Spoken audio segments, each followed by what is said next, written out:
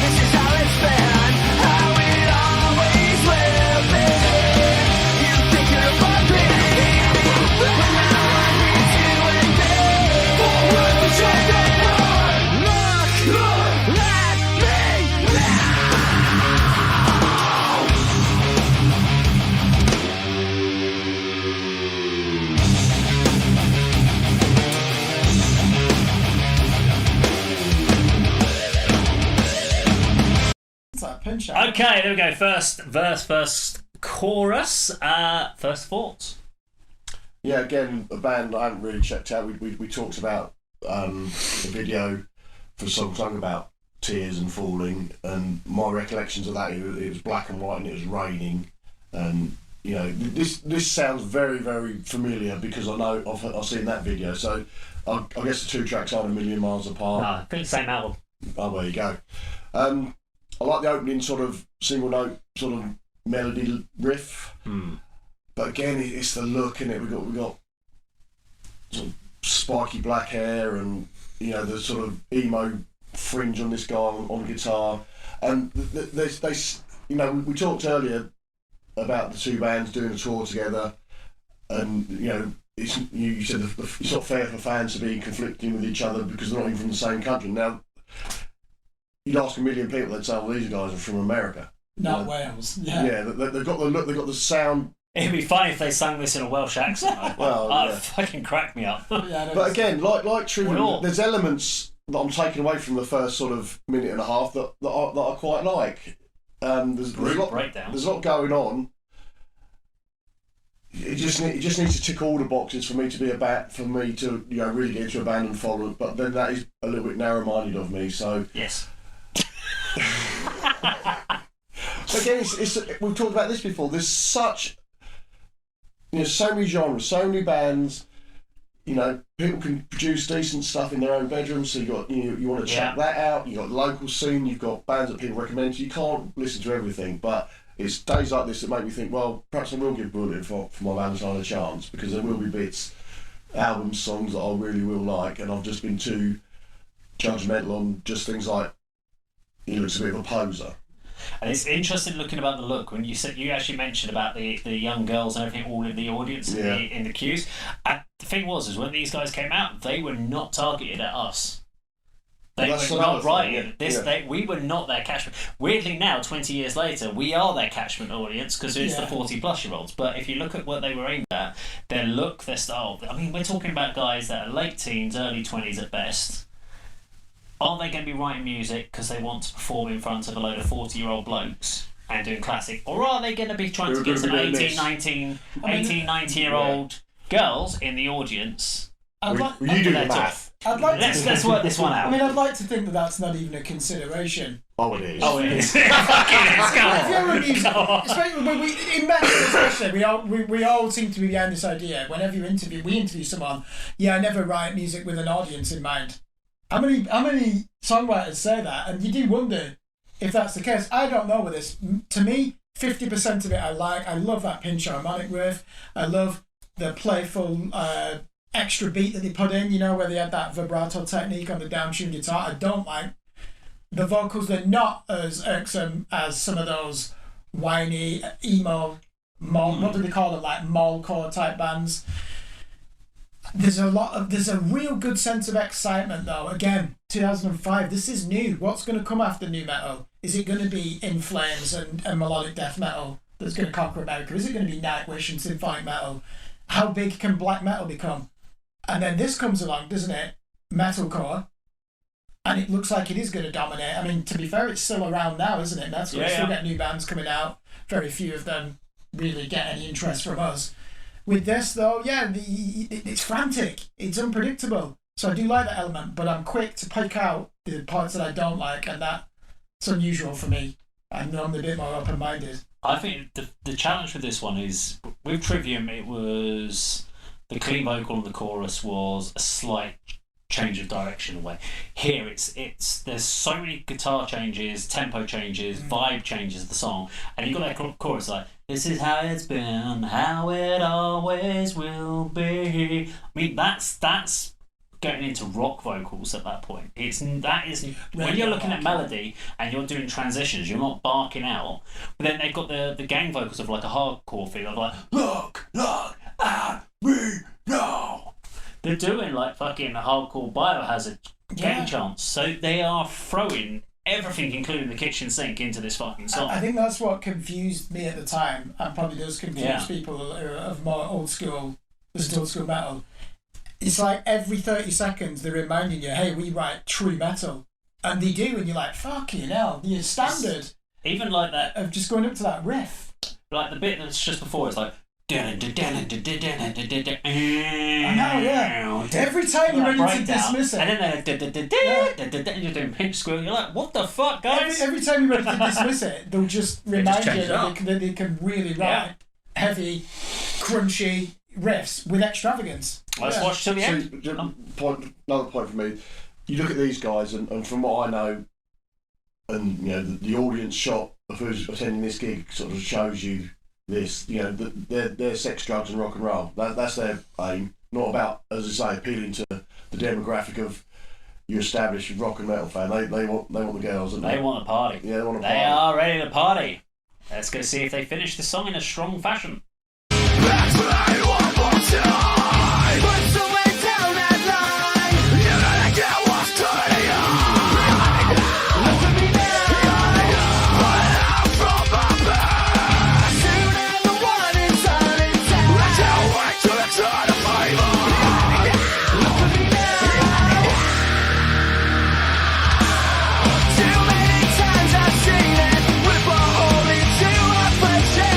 This is how it's been, how it always will.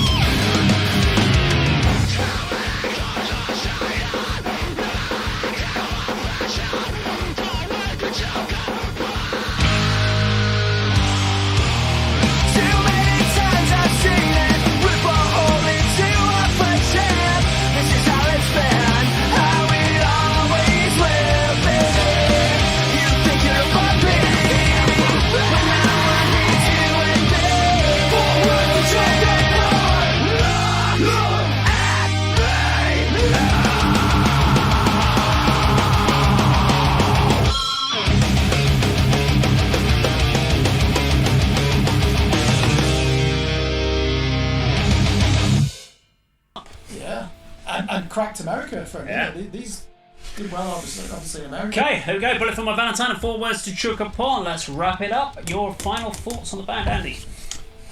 Yeah, again, lots to take away from that, and I think I will be trying to seek out some recommendations of where to go to for a Bullet for my Valentine or a Trivium album to start with, because again, parts I didn't like, mainly the sort of the clean vocals, which I think first time round it sprung to mind. It certainly confirmed it the second time round. Bit sort of Slipknot, was the song Wait called? and Bleed. Wait and Bleed, yeah. Just the phrasing and the sort of you know the tempo of that. But I like the video.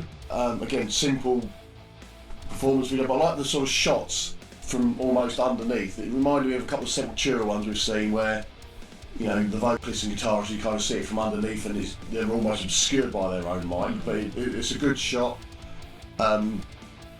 Yeah, again, lots of really good elements. There's some really good chugging riffs, there's some tempo changes, variation in vocals, you know, a bit of, you said Dave, a hardcore sort of gang vocals at times, but again, it's a band I've dismissed unfairly, I think, you know, for several reasons, and I've now got the opportunity to check them out.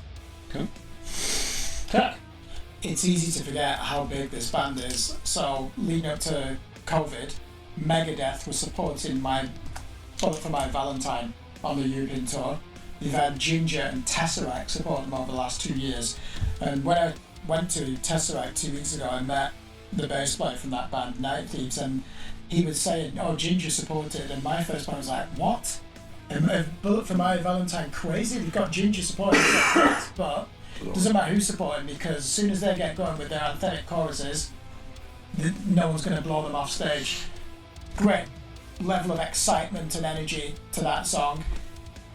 The vocals do annoy me, to be honest. The clean, whiny, they're not quite emo vocals, but I do love the metallic elements. Every time I'm ready to write it off, they'll just put something in there that is like 100% balls to the wall metal. And that's not necessarily a bad thing, how they're challenging your expectations. I don't care if most of the audience are teenagers and there's a lot of girls like who's bothered about that. Is it good or bad music? You just got to be using that criteria, or is it something in between? I think their last album was a return to form. I know it was reviewed on Banger TV. I'm right in thinking, did they go in a bit of a hard rock direction in the late? They've done. They mid 2010s. Trivium had the same problem. They tried to reinvent themselves. Which you need to do. And it's where people have moved on. And if this is an issue with bands that have got a lot of young followers initially early on. Yeah. Because they're kind of superficial trend followers at the time, so especially the early 2000s, where you've got, especially 2004 and then 2006, you've got Evanescence blowing up with Bring Me to Life, and so you've got this whole transitional change, and suddenly what had gone from being the resurgence of thrash 2 years later is now goth rock is your popular scene, and suddenly that's no longer. These guys were no longer the popular scene, so they were then like churning out videos, and people weren't going in because the audience wasn't there. But the people that were buying albums was your older generation who hadn't given them a chance because they looked too friggin' modern and style. They were like, MySpace era is another good example of that. So, I mean, it's a great track. It's a real good mix of different stuff going on there. They've tried to throw everything in there, and it generally as a whole works. I do like, if you go to Bullet for my Valentine more recently, his vocals have definitely sort of matured out. As he's got a really good scream. But his cleans are a little bit nasally on this one, but this is the first album. I think it settles in as the albums got better over the actual vocal tonality, even if the songwriting became a little bit more undirectional on some of the albums. But they are certainly in a strong place where they are at the moment and going out this tour. So I'm actually really excited and intrigued to see the Trivium Bullet tour, because I think that's great. They've got such a great selection of songs to pick from to play. So really looking forward to that. There we go. Now, if you enjoyed our video today, please do like, share and subscribe. We'll see you on the video sometime very soon. Take care.